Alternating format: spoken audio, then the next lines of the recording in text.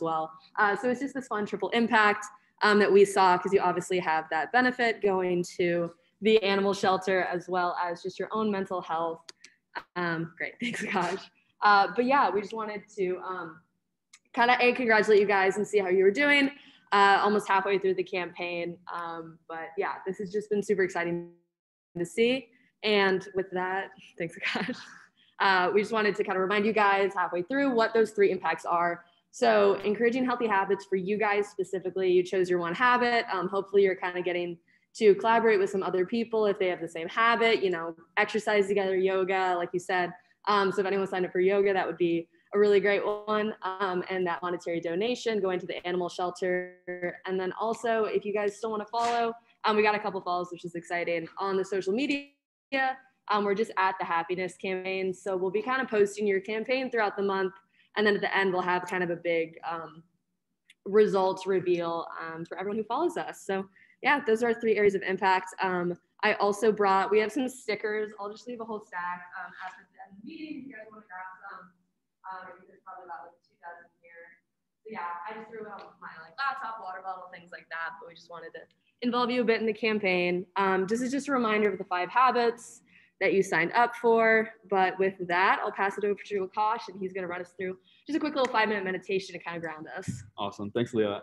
And for a show of hands, how many people in this room are currently participating in the happiness campaign? Oh, awesome. Okay, so this will be exciting for the half of you that are, and also for the half of you that are not. Like Leah mentioned, there are 5 habits that participants can choose from that we've identified are linked to long-term happiness. And I wanted to run everybody through one of my personal favorites, which is self-reflection. And a category of that is meditation, which is something we do a lot in our general body meetings. So we will do a quick 5-minute meditation, and we will be out of your hair just like that. So hopefully this works here. Let us know on Zoom too if you guys can hear the audio, but it should be through this link if you want to follow along. And then are there lights we can dim?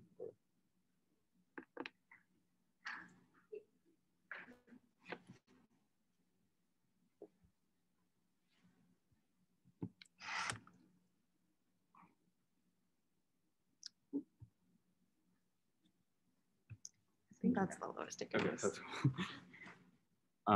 And for those of you that haven't done meditation before, I know it can be kind of like an awkward 5 minutes, 10 minutes. You don't really know what to do, how to breathe, how to think. Truthfully, just sit there, relax, listen to the guided meditation. And the best part about meditation is everybody can take it in their own way. And so I would encourage you to do what's best for you in these next 5 minutes.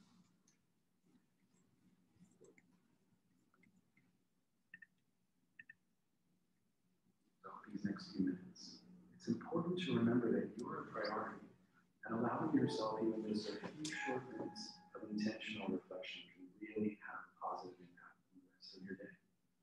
So let's use these next few minutes to come back to center and set an intention for the rest of your day. Move into a comfortable position, whether you're seated at your desk at work or laying on the couch at home, and gently close your eyes. Shift all of your attention onto your breathing, taking slower, deeper breaths than you've taken all day so far. Taking a deep breath in through your nose, slowly letting it out through your mouth. Continuing to breathe that way, feeling your lungs expand out as you inhale and contract back in as you exhale. Tune into your body, noticing how it feels. Noticing if there's anything that it's trying to tell you. Notice any place of tension or tightness in your body. Give those areas permission to relax, sending love into those areas. Thank your body for taking such good care of you. And let it know that it's okay to rest and relax for these next few minutes.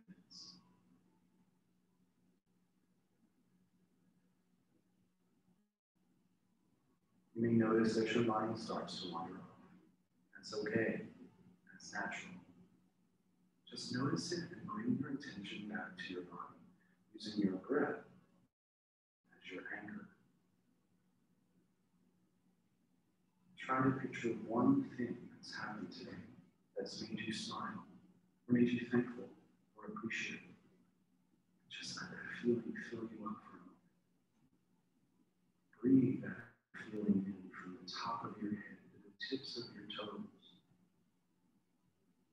Allow yourself to smile if that feels natural. Now focus on something that you can do today, whether it's for yourself or for someone else, that will allow you to continue to feel this way. It could be something as small as deciding to go to bed early tonight, so that you have time to finally read that book that's been on your bedside table. Or the joy of getting dinner with a close friend. What's one little thing you can plan for your day to bring that intentional joy to? Now just focus on that for a few minutes. Sit in that feeling of joy, peace.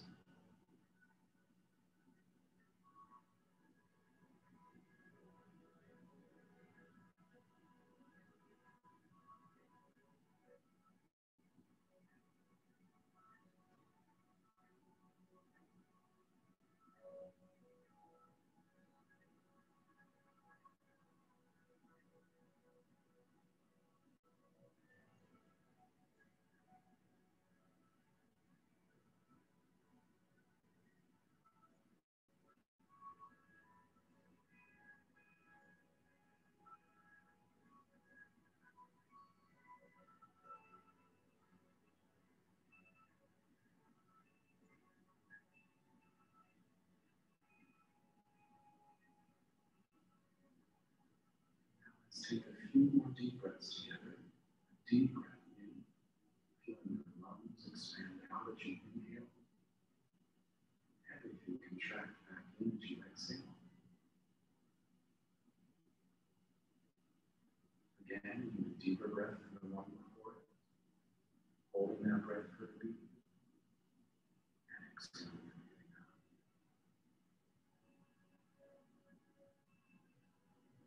Last time, your deepest breath yet, sending that breath through your entire body. And exhale it out. And in your own time, slowly bring your awareness back to where you are. And thank yourself for taking these few minutes to just be intentional and kind to yourself. And when you're ready, you can gently open your eyes. Enjoy the rest of your day.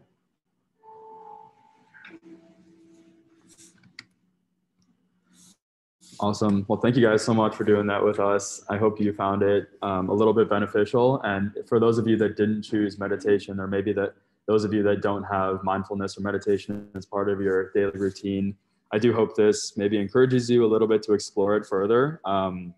There are a lot of benefits to mindfulness and meditation. And honestly, one of the biggest benefits is it can be done anywhere. I don't know what just happened, but yeah, one of the biggest benefits is you can do it anywhere, when you're at work or when you're in the middle of an exam, if you're stressed out. And for those of you that have an Apple Watch, there's a free app called the Breathe app, and you can do literally breathing from 1 minute to 5 minutes. And I have found it to be really beneficial. So I would encourage you all to explore that further. And then lastly, okay. Yeah, we have a couple recommendations for those of you that have chosen different habits. I think one obviously is mindfulness and meditation that we just did. Okay, we will just do this for right now. So for healthy eating, I think one big misconception is that you have to cook, you have to be able to not be able to eat out, but I think eating out is great. It can be fun and it can also be healthy. So some favorite spots that we have around campus right now are Brassica, Roots, and Town Hall. Maybe those are just my favorites right now, but I would encourage you all, for looking towards healthy eating, to look at eating out as a potential opportunity. And then social interaction, maybe call a friend this week that you miss. Sleeping, there's not much I can talk about, other than encouraging you to get 7 to 9 hours of sleep every night. But there is a book called Why We Sleep that does talk a lot about the neuroscience behind sleep and how you can improve your daily sleep routine. For self-reflection, there's an app called Headspace that has a student discount. I believe it's $9.99 a month. And for those of you that don't want to do that, you can literally just look up on YouTube 5 to 10-minute meditation, and they're all free and they're really fantastic. And then for physical activity, this Sunday and Monday is like in the 50s, which is just mind-boggling. So go outside, go take a walk with a friend. But thank you guys so much for giving us a couple minutes to talk. We're really excited again to be working with you all, and you guys have been the best campaign we've had to date. I mean, 218 tasks completed in just 2 weeks is fantastic. So I would encourage you all to keep up the good work. We'll be back on March 2nd to share the results, and then we'll be donating the money to the animal shelter as soon as the campaign ends and we receive the outtake survey information, and we'll share all that with you. But thank you so much. Thanks, guys.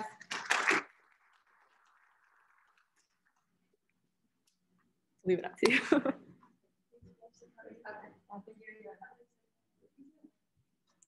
We can get it to work.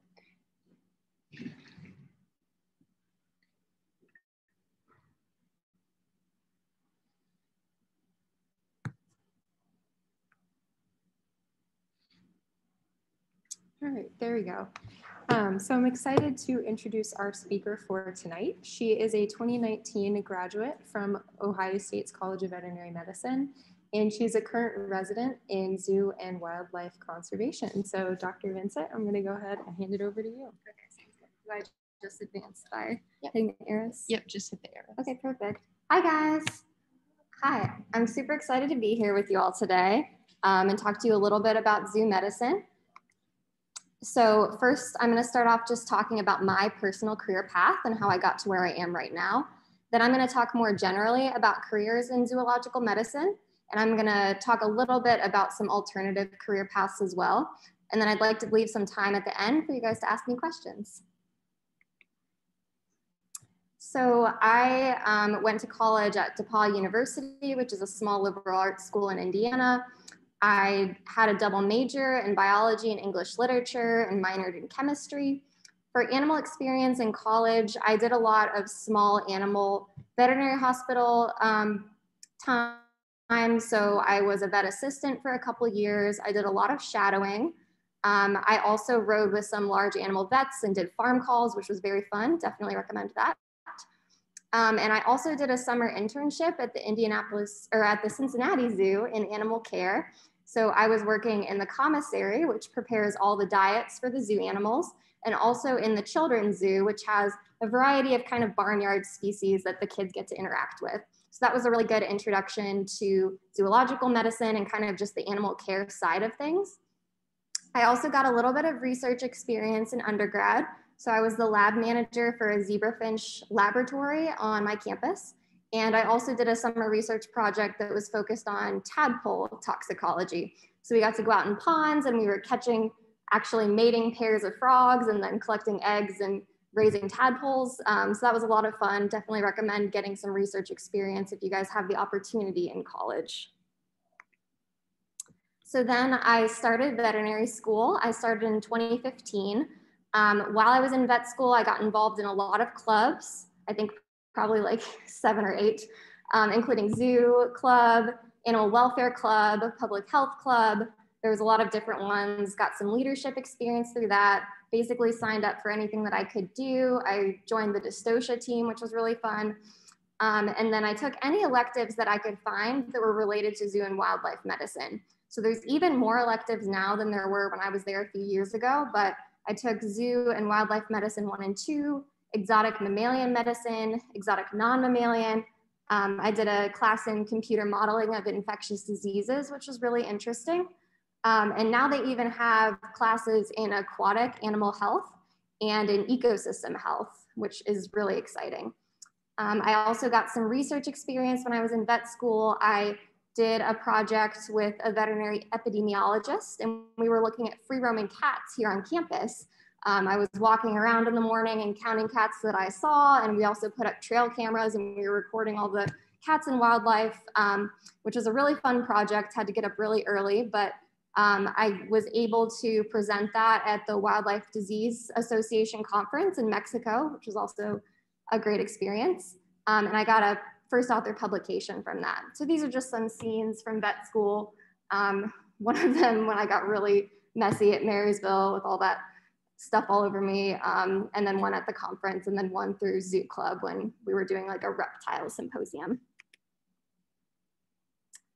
Some more things in vet school. So once I got into my 4th year of vet school, I chose the individualized career area of emphasis, which means that instead of focusing on small animal medicine or farm animal medicine, I did an individualized path, and I chose to focus on zoo and wildlife medicine. So I had about 4 or 5 months where I could do externships all over the country focused on what I was interested in. So I did a month at the Wildlife Center of Virginia, which does a lot of wildlife rehabilitation. You can see the top pictures are both taken from there. One of them, we are triaging a fawn that was taken in, I think, potentially hit by car. And then the other one is actually a juvenile bald eagle that was injured in a fight with another eagle, and we were rehabilitating him as well. So that was a really great experience. I did 6 weeks at the Cincinnati Zoo, which was my home zoo, so that was very fun. I did 4 weeks at the Southeastern Cooperative Wildlife Disease Study, which is at University of Georgia, and they do a lot of wildlife disease surveillance and wildlife pathology there. So I did a lot of necropsies. I learned a lot about kind of wildlife management, which was really interesting. And then I also did 4 weeks at Idaho Fish and Game, which we did a lot of field work there. They do a lot of ungulate work, so things like bighorn sheep, white-tailed deer, mule deer, elk. So that was a really interesting experience as well. And that's the picture of me with the fawn was in Idaho. I also got to travel a little bit in veterinary school, which was really exciting. So I went on a Global One Health Initiative trip to Ethiopia, and that was for a rabies mass vaccination campaign for the dogs there. They've got a huge population of free roaming dogs, and they have a big problem with rabies. A lot of people there die of rabies every year. So we were going out and we were vaccinating dogs and cats for rabies. So that's what's shown in the other picture. And that was a really interesting experience to be able to do in vet school. And as I mentioned before, I also went to Mexico for a conference presentation, actually right after I got back from Ethiopia. So it was a really fun time.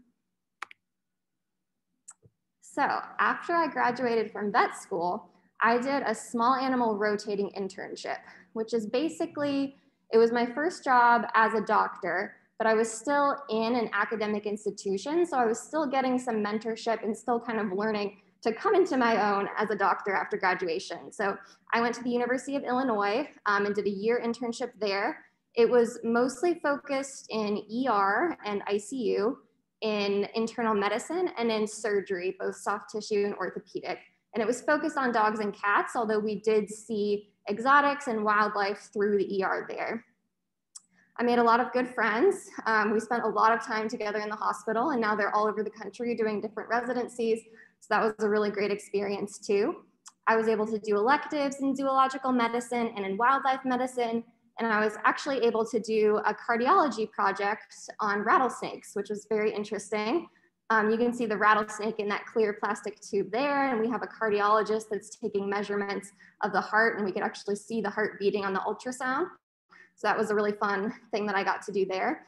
And this was a year when I was just learning kind of who I was as a doctor, developing my clinical skills. And a lot of them would later apply to what I was doing in zoo and wildlife medicine. So after that, I did a one-year internship at the Indianapolis Zoo. I was working as a veterinarian, but again, I was getting a lot of mentorship from the other vets there and having kind of a lot of supervision as I was learning to treat all of these different species, which can be a little bit overwhelming if you spent a year treating mostly dogs and cats. But it was a really fun time. I had a huge variety of patients. They have an amazing collection there, from elephants to venomous snakes to walruses to orangutans. And I was able to do a research project while I was there too that was focused on wild turtle health in northwestern Indiana.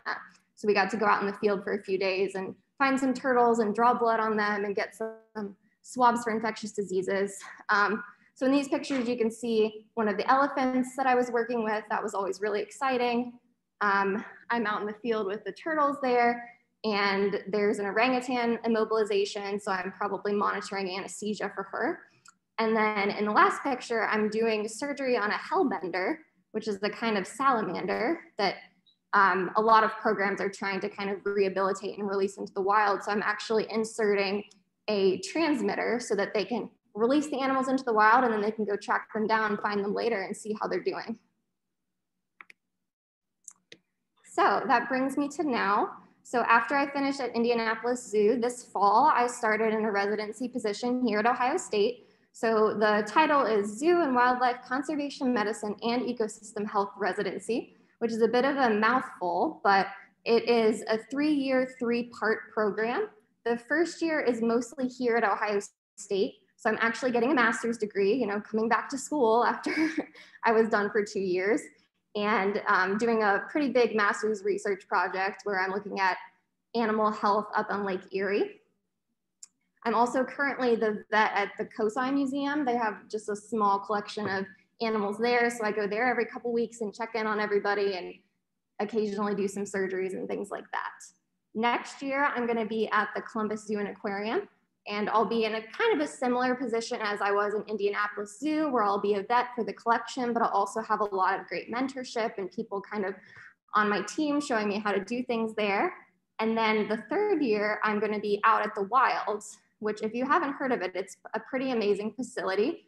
It's about 10,000 acres in southeastern Ohio, and it's kind of a free-ranging safari park. So they've got all kinds of species like rhinos and giraffes and a lot of different kinds of antelopes and ungulates that are semi-free ranging. So when I'm there, I'm gonna have to do a lot of different things like riding around in a truck and darting from a distance to immobilize animals. So that will be a whole different experience, but I'm excited for that too. So I'm really excited to be here. And I kind of feel like I've come full circle, which is great because I was in your seat not too long ago, so. Okay, now I'm gonna shift gears a little bit and just talk in general about careers in zoological medicine. So the American College of Zoological Medicine defines it as a discipline that integrates principles of ecology, conservation, and veterinary medicine and applies them to wild animals within natural and artificial environments. So basically what that means is it's a specialty, just like cardiology or ophthalmology or veterinary specialties too. And it's kind of defined by the variety of animals that we treat. So if they don't fall into one of those other categories that you're pretty familiar with, it's probably zoological medicine. So when you think of zoological medicine, you can think of traditional kind of zoo and aquarium vets, but you can also think about people in private practice that are seeing exotic pets. So rabbits and ferrets and parrots and all kinds of things like that. You can think of people in aquaculture facilities sometimes. You can think of wildlife vets. So when I was working at Idaho Fish and Game for a month, those are wildlife vets too. And the vet I was working with is board certified in zoological medicine. So he went through all the training that zoo vets do, but he was using it to apply to free ranging species out in the wild and more focused on kind of their management as natural resources. So I'm gonna talk more specifically about the day-to-day duties of a zoo veterinarian because that's what I have the most experience with. So a lot of things revolve around preventive medicine, which is basically doing everything we can to keep animals healthy instead of just reacting when they become sick. So we do a lot of annual exams, we do vaccines for a lot of species, routine blood work, a lot of routine fecals. So technicians are often spitting down all kinds of animal poop in the lab, which can smell interesting, but it's really important. We do quarantine and pre-shipment exams. So within the zoo world, there's something called species survival plans, which are basically, it's through the AZA, and they're these plans for breeding to try to make sure that we've got genetically variable species, especially endangered species within zoos so that we can sustain those populations. So there's a lot of shifting between zoos of different animals. So we might send a tiger to one facility so we can breed with the female there because they're very genetically different. But we wanna make sure if any animals are coming into our facility or we're sending them out, that we do a lot of testing to make sure that we're not bringing in any infectious diseases or anything that might be of a concern to the collection. So as the zoo vet, you kind of have to think about what diseases that animal might be predisposed to and what makes the most sense to test them for.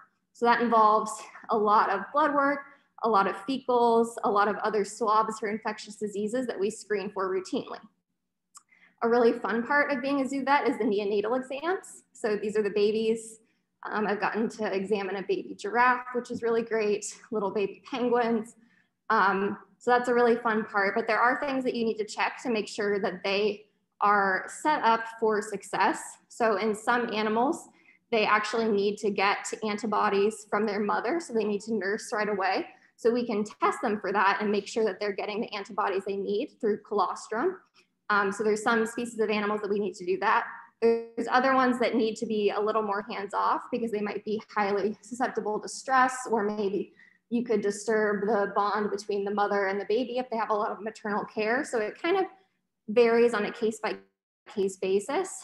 And occasionally there's an animal that you might need to take in hand rear if their mother rejected them. So sometimes you can see in this little primate, that might need to happen, but in general, we want to keep the babies with their mothers if we can. Other things, clinical case management. So any animals that have ongoing diseases that you need to check in on, that are on medications, anything that pops up throughout the day. There's a lot of emergencies that happen in zoos actually.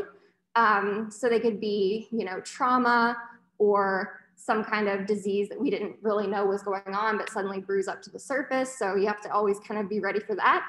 A really difficult aspect is geriatric animal care. So the animals in zoos tend to live a really long time because they've got really great care. We do a lot for their nutrition. We do a lot to make sure, a lot of the threats that they face out in the wild, they're not going to face in the zoo. So they might get pretty old, and then we have to deal with things like arthritis, things like heart disease.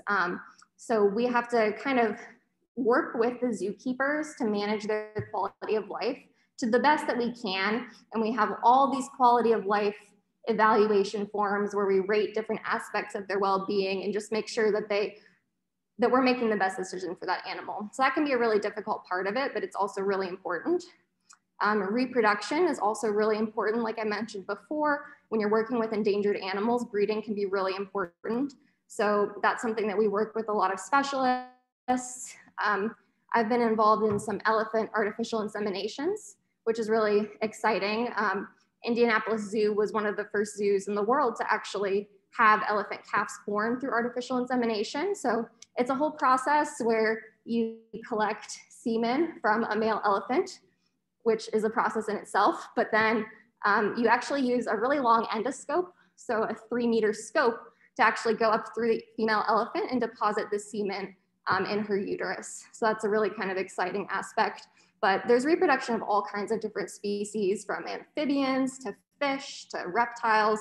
So that can be a really exciting aspect as well. I've mentioned a few of the research projects I've been involved in, but in general, we need a lot of research in zoo medicine because there's a lot of things that aren't known about all the species. There's been extensive research in dog and cat medicine for a really long time, as well as farm animals and horses, but zoological medicine tends to kind of lag behind just because we have so many species that we work with. So it's really important as a zoo vet to keep doing research, keep finding out more about what these animals need, what diseases they have, and kind of how best to care for them.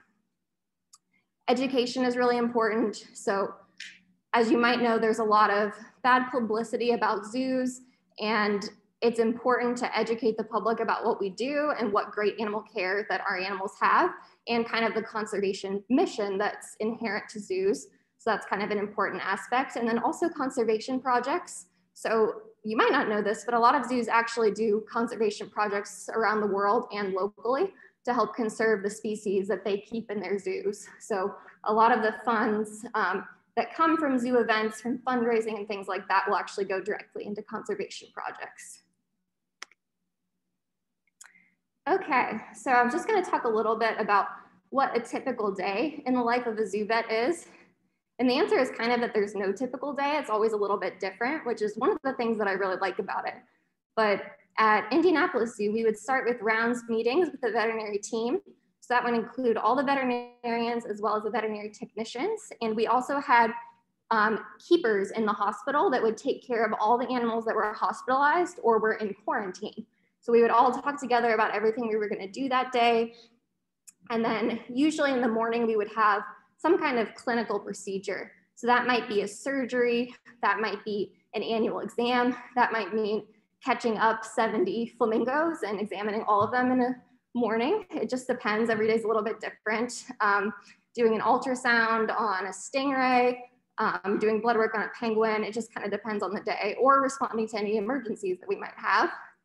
We do a lot of recheck examinations on any ongoing patients, and then treat any hospitalized patients that we have. So we might have a sloth that's not eating that we need to tube feed. We might have an animal with a wound that we need to flush and take care of. So we would do things like that. And then there's a lot of meetings that are kind of inherent. So we would do rounds meetings on all the cases and with all the curators of the zoo to make sure that we all kind of agreed on the plan of what was going to happen with each animal. We would do journal clubs to learn more about what's going on in zoo medicine and any of the most recent research. And then also research meetings, just kind of about any ongoing projects that we had. A lot of it in the afternoons would be getting back blood work and then making decisions on what we're going to do with the patient based on what comes back. A lot of medical records and a lot of paperwork, which is kind of true in any aspect of veterinary medicine, but we definitely want to make sure that we're documenting everything we do. And then planning for the next day. So if I have a tiger immobilization the next day, I'm not going to wait until the last minute to decide what I'm going to do. I'm going to have a plan in place, and everyone is going to know the plan because we do work with dangerous animals. And so safety is a priority. So there's a lot of planning. It's a lot of work, but it's also really fun. So going a little bit into immobilizations, there's different methods that you can use to actually get the anesthetic into the animal. So the great thing about a lot of zoos is their animals are trained for voluntary injections. So they'll actually come up to the mesh and present their shoulder or present their butt, and you can actually give them an injection voluntarily, which is great because it reduces stress for them. It's less stressful for the vet, which is great. But there's other ways you can do it too. In some animals, actually our sea lions were trained to actually go up to a face mask. So we would put basically a traffic cone on the end of the anesthesia machine, and they were trained to put their little nose in there and they could get anesthetized that way. Injection chambers aren't always the best thing, but for some animals, they are less stressful. So you can actually train the animal to go into a little box, and then you fill the box with an anesthetic gas and they'll go to sleep that way. Darting, which is really fun, but something we try to avoid because it can be a little bit stressful for the animals. But that's a good way if you've got an animal that's far away, like at the wilds, I'm gonna have to use darting a lot of the times if I'm gonna immobilize an animal out there. And then in some animals like fish and amphibians, you actually immerse them in the anesthetic that's in the water. So there's a type of anesthetic called MS-222, and it's actually a powder that you put into their water, and then you submerge them in that, and it kind of works like lidocaine. It kind of anesthetizes them that way, because you're not going to be able to use a face mask on a fish.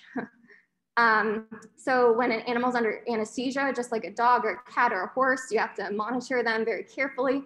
So we look at all these different parameters, and we have all kinds of equipment that we try to attach to them.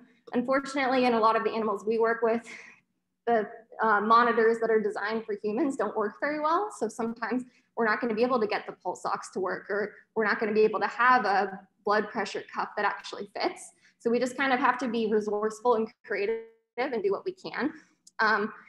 If we immobilize an animal, we always do a physical exam, and then we just try to take as many samples as we can, because a lot of times we're not going to be getting our hands on this animal very often. So if it's something like a tiger, we might do a routine immobilization every 2 years, and that's the only time we're going to be able to really touch this animal. So we try to get everything that we can think of: urine, blood, feces, swabs. We get their vaccines into them. We can do imaging, so taking x-rays or doing an ultrasound, and then dental care is also really important. So we check out their teeth and see if they need to be cleaned. With that being said, zoological medicine can also be very challenging. So the just sheer diversity of the species that we work with can make things hard. So you might have to find a treatment plan for a bird this big that has a fracture. or you might need to give fluids to a walrus that is trying to charge at you. So every day is a little bit different, and we have to kind of be creative and resourceful and knowledgeable about how to work with all these different animals. And the keepers are an amazing source of knowledge, so they know the animals better than anyone else, and we always work with them when we're making a plan for their animals. Just medicating the patients can be harder than in small animal medicine, where you can put a lot of things into a piece of cheese or something and give it to a dog. A lot of these animals are not going to fall for that, or they're not going to have a drug that's formulated for them in that way. So we have to kind of be creative. This might mean giving injections. This might mean training the animal to take certain things, or training them to allow their wounds to be flushed. So if you have an orangutan that's got a wound that needs care every day, you can actually train them. But it's better to start training them before that happens, because if they're painful, they're probably not going to want to do it as much. Getting samples. You can see in one of these pictures, I'm drawing blood from a walrus flipper. So that was something that we trained every month with them. And we also trained them for voluntary ultrasound, so that when they are sick, hopefully they'll continue that behavior and we can see what's going on with their blood work. One of the challenges can be field work in general, not having your whole hospital full of supplies and having to really, really carefully plan everything you need to bring, which is harder than it sounds. And just working in kind of unideal conditions with weather and terrain and things like that. And then, as I touched on before, geriatric animal medicine can be a huge challenge too. Especially a lot of these animals are very charismatic. They might have a huge following outside of the zoo of people that love them. And when they get to the end of their life and they've got diseases, you know, it can be really difficult conversations. So you have to have really good communication skills too.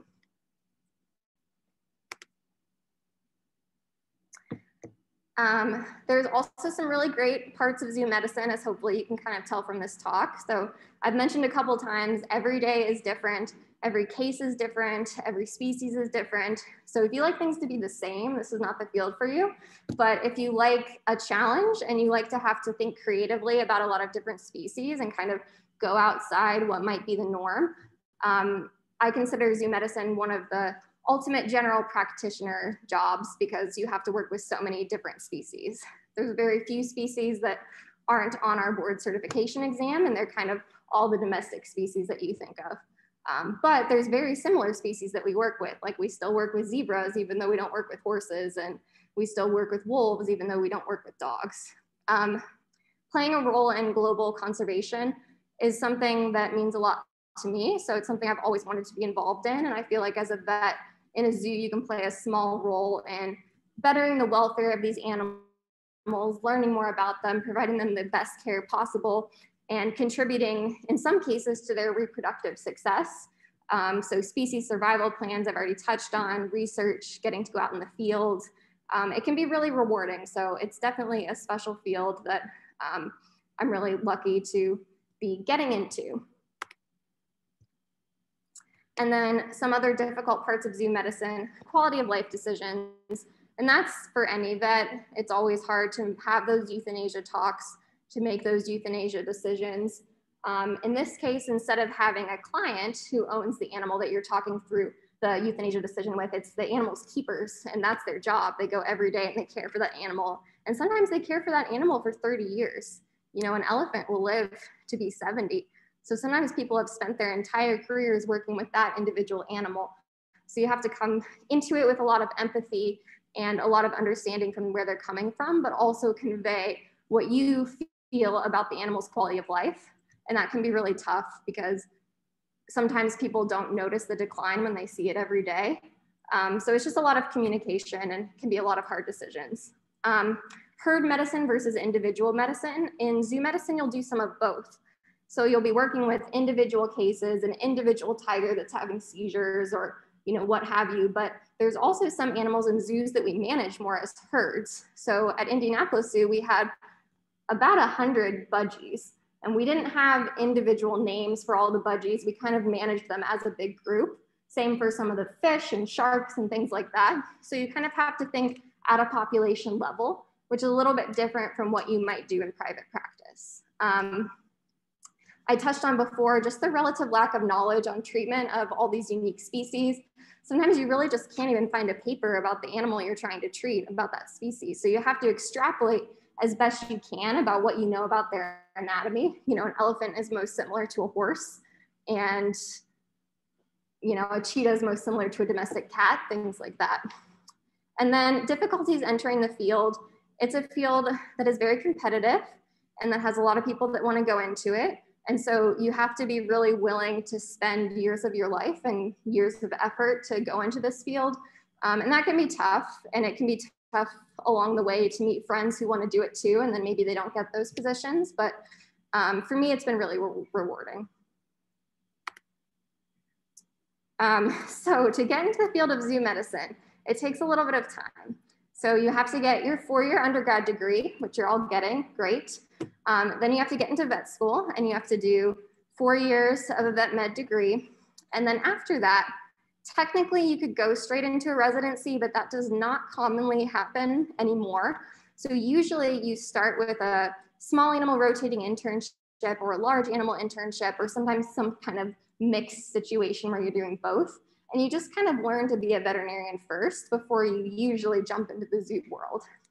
Then after that, it's pretty common to do at least 1 year of a zoo medicine internship before starting a residency, which will be 3 years. And then after that, you can get a job as a zoo vet, or a lot of people try to go for board certification, which is actually becoming a specialist. And for that, you have to do publications and take a big test and things like that. So this is a giraffe procedure we did at Indianapolis Zoo, which is really cool. So if you would like to go into this field as a pre-vet student, here are some things you can do. And this will really be true for a lot of different aspects of vet med, but it's good to get some experience at a zoo. So you can do a summer internship or do some kind of volunteering or shadowing. Getting involved in research is great. This is a pretty research-oriented field, so it's good to kind of get your feet wet. Working or volunteering in a laboratory, same thing. Focusing on academics, just so you can get into vet school in the first place, is important. Getting experience in all aspects of veterinary medicine. You really never know what you're gonna find and what you're gonna become interested in. So I'd recommend not just sticking with small animal, but trying to do some farm animal, trying to do some exotics, trying to do some lab animal if you can. And I've got some different aspects there listed. There are some career alternatives if you don't want to go through that long and crazy path to become a zoo vet. So zoos often consult with veterinary specialists. So we often have people who are specialists in other areas like ophthalmology, who are large animal surgeons, who are cardiologists, and they'll come out to the zoo and they'll help us with the more complicated cases that we might not feel comfortable with as a zoo vet. So you can work, you know, with large animals, or you can work with small animals, and you can occasionally get to go on a fun trip to the zoo and you know, make a difference for that individual animal without having to be in that field, which is honestly pretty low paying and takes a while to get in too.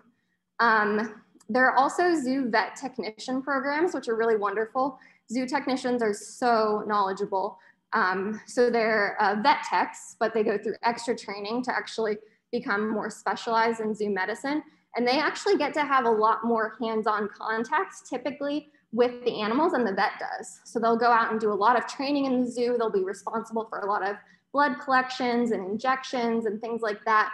So that's a 2-year program that I know a lot of people who have gotten a 4-year college degree and then done that. And then they get to work in a zoo after 2 years instead of after, like, you know, 6 or 10 or however long it is. And then another thing you can do is become an animal care specialist in some capacity. So that would be like being a keeper at a zoo or working at a wildlife rehabilitation facility and working with the animals there. And a lot of times for that, you need just a 4-year life sciences degree, so in biology or chemistry or animal science or something like that. And then you can work directly with animals without having to go through all the extra training. And a lot of zookeepers have really fulfilling careers that mean a lot to them, and they get to work a lot more directly with the animals on a day-to-day basis than sometimes the vets do, who are writing a lot of paperwork and, you know, interpreting a lot of lab work and things like that. Okay, so that concludes what I've prepared, but I'd love to answer any questions that you guys have about zoo medicine or just about vet school in general. I'm really open. Yeah. Oh, that's a good question. Favorite case. I can tell you about a really weird case. I don't know if you'd be interested in that, but we had a 36-year-old female orangutan that presented for abnormally colored urine and showing some aggressive behavior that was not normal for her. So we ended up immobilizing her to do a good workup. We did a CT scan, we did blood work. We didn't really find anything. We couldn't figure out what was going on. We found that she had a little UTI, but we were treating with antibiotics and it wasn't going away. So eventually one of the vets I was working with has a contact who's a human OBGYN. And we were suspicious that maybe something was going on with her reproductive tract.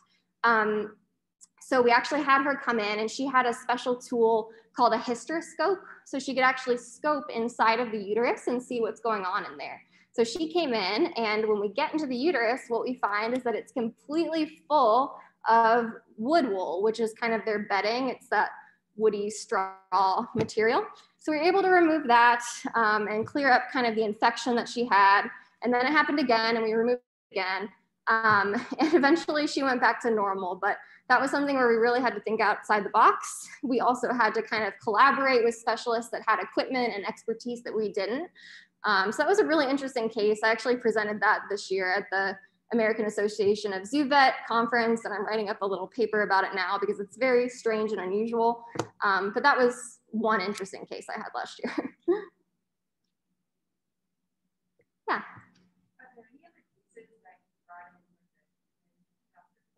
Yes, there are. So we've brought in human cardiologists for our great apes as well.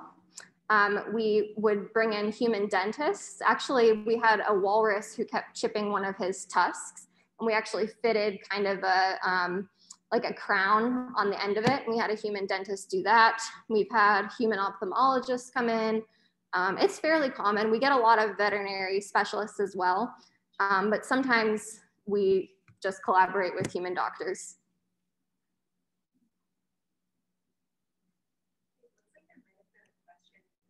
Oh, okay. Yes. Let's see.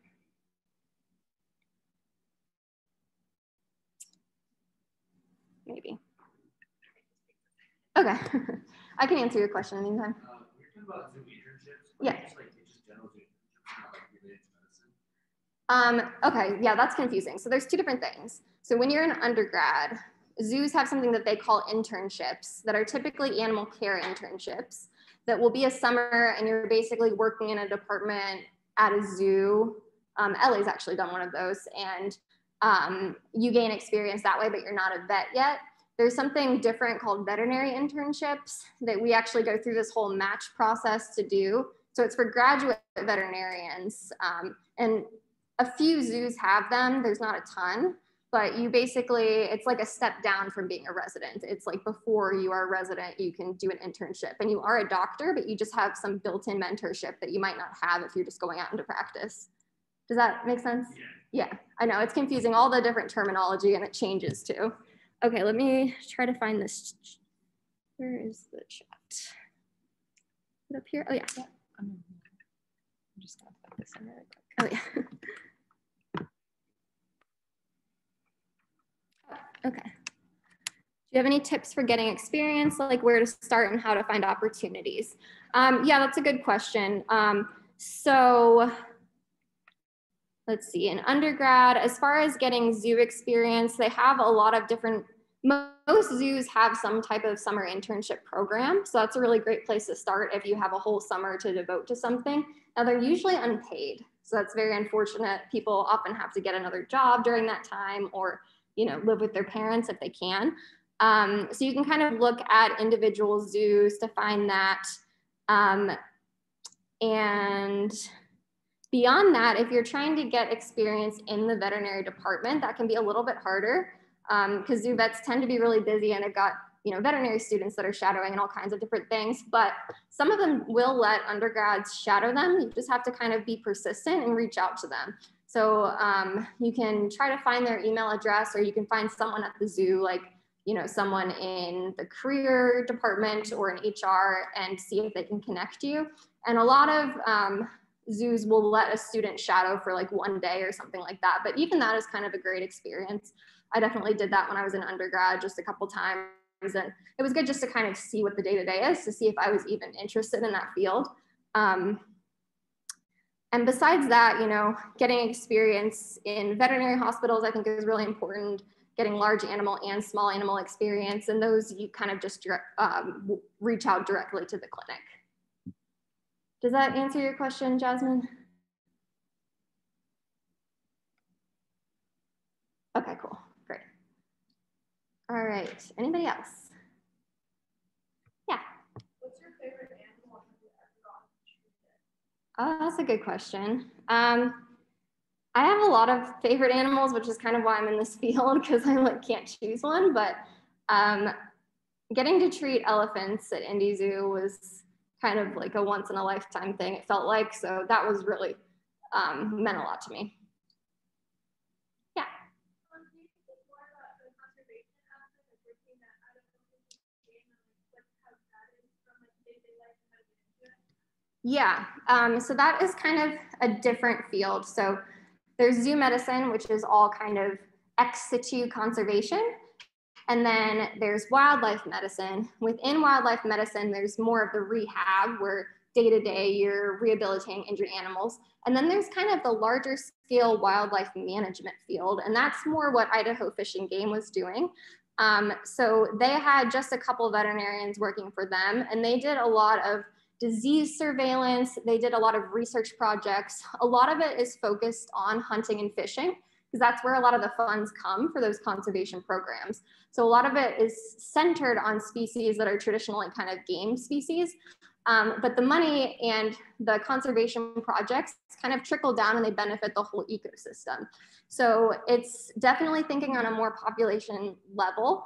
It's definitely less day-to-day hands-on experience with animals and more kind of sitting at a desk and doing data analysis and doing, you know, a few field projects where you go out and you actually immobilize animals or you trap them and take samples from them.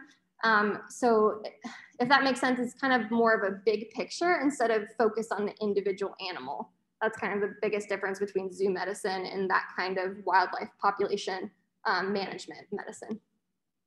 Does that help? Okay. Yeah. I was not involved in that picture. That was a picture from a different vet. So I'm guessing it was probably something reproductive. They do a lot of semen collection and artificial insemination and a lot of reproductive research with polar bears since there's so few of them in general, but also in zoos. So that's, I'm guessing that's probably what that was. They've probably got some kind of reproductive specialist that's come in. Cincinnati Zoo has a whole department that does the Center for Research of Endangered Wildlife, and they do a lot of polar bear research, so I wouldn't be surprised if that's who's there.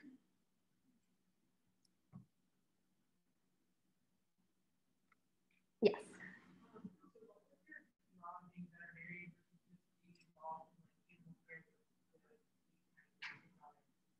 Yeah, that's a really good question. And I actually went back and forth a lot, like when I was in undergrad, about if I wanted to do vet school or if I wanted to do more of, you know, research, ecology, that kind of thing. How I decided on it was basically that I am also really interested in medicine in addition to be interested in kind of conservation in that whole world. So I felt like vet school was a good way to kind of meld that together. And it also would open up a lot of other career opportunities if I decided along the way that that wasn't necessarily what I wanted to do. So that's kind of how I decided to pursue vet school. Is definitely a big financial and time commitment. So I would definitely be really sure that you want to do it before you start it. But it does open up a whole world of possibilities. Was there another question over there somewhere? Yeah. Is the majority of breeding in zoos done through artificial insemination? I wouldn't say the majority. A lot of it is natural mating, but in some species, you can't, like say for elephants, you can't necessarily transport a bull elephant across the country to breed with all the females that he is compatible with. So instead we ship his semen to all kinds of different cities. But if animals will mate naturally, that's best. We don't want to risk anesthesia and things if we don't have to. There's some species you can actually collect semen without anesthetizing them at all while they're awake. We do that with elephants, but in other cases, like polar bears, you definitely have to anesthetize them. So yeah, I would say it's a combination, and there's all kinds of different breeding research that goes on with reptiles and birds and things too. Yeah. From a conservation standpoint, when you're doing collection and that sort of thing, will that sperm and will that sample go for a lot, or is it just going to be like used for conservation so we can like ensure these populations pursue? Like, you know what I'm saying? Maybe. So are you saying like wild animals or animals in zoos? You had like different, like let's say 2 different zoos, and you had a male here and a male here, and you collected from that male. Would you just go ahead and like take that sample and give it to another zoo? Like, I don't know. Oh, yes. Oh, you're asking about like sample transmitting and things. Yeah, no, it's very collaborative. So usually it's not like a zoo is even with animal transfers, it's not like they're selling animals to other zoos. It's like we're all part of this AZA. We're all part of, well, most of us are part of the AZA. We're all part of the SSP. And so we all collaborate and kind of send animals places without any monetary exchange. Yeah, and in general, like people, it's quite the community. Like at Indy Zoo a couple years ago, 2 of their elephants died from this really horrible disease called elephant endotheliotropic herpes virus, or EEHV. And now they do all of this research and all these things to try to save other elephants from dying from this disease. And when I was at Indy, we would get calls from other zoos that their elephants were showing signs or they had spiked with the virus. And we would collect plasma and we would send plasma and we would counsel them on the phone, and we would even like send technicians out to help them. So it's a really collaborative field, I would say. Everyone's kind of got the same goals in mind.